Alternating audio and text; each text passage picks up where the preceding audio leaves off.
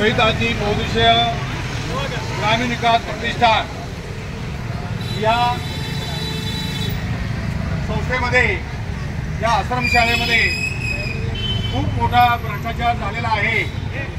त्याला न्याय मिळण्यासाठी या ठिकाणी आम्ही हे आंदोलन करत आहोत। तसेच नगर जिल्ह्यामध्ये 162 मिनी ट्रॅक्टर खरेदीमध्ये खूप मोठा घोटाळा झालेला आहे।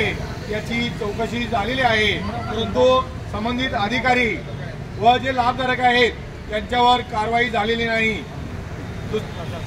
महाराष्ट्रामध्ये शाळा भरल्यानंतर पहिल्याच दिवशी विद्यार्थ्यांना गणवेश मिळणे अपेक्षित असते, परंतु आज शाळा भरून 2 महिने होऊन गेले तरी या शासनाने विद्यार्थ्यांना गणवेश वितरित केलेला नाही। बाहेरच्या कर्नाटक राज्यामध्ये एका गुत्तेदाराला या गणवेशाचा ठेका दिलेला आहे आणि शिक्षण मंत्री दीपक केसरकर म्हणतात की आम्ही हे गणवेश स्थानिक महिला बचत गटाकडून शिवून घेत आहोत, परंतु त्यांची ही सर्व खोटी घोषणा आहे।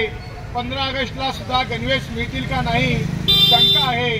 आमची मागणी आहे पूर्वीप्रमाणे हे गणवेश खरेदी करण्याचे अधिकार शाळेचे शिक्षण समितीचे अध्यक्ष व मुख्याध्यापक यांना परत देण्यात यावे आणि हा जो गणवेश वाटपामध्ये जो उशीर झालेला आहे या का उशीर झाला, हे गणवेश हे का कोणाला देण्यात आलेला आहे, का दिला, याची सखोल चौकशी व्हावी। यासाठी आम्ही आज इथं अर्धनग्न आंदोलन, काळ्या भीती लावून आंदोलन व बोंबाबोंब आंदोलन करत आहोत।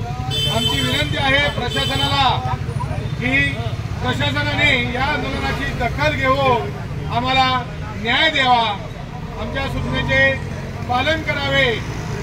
धन्यवाद।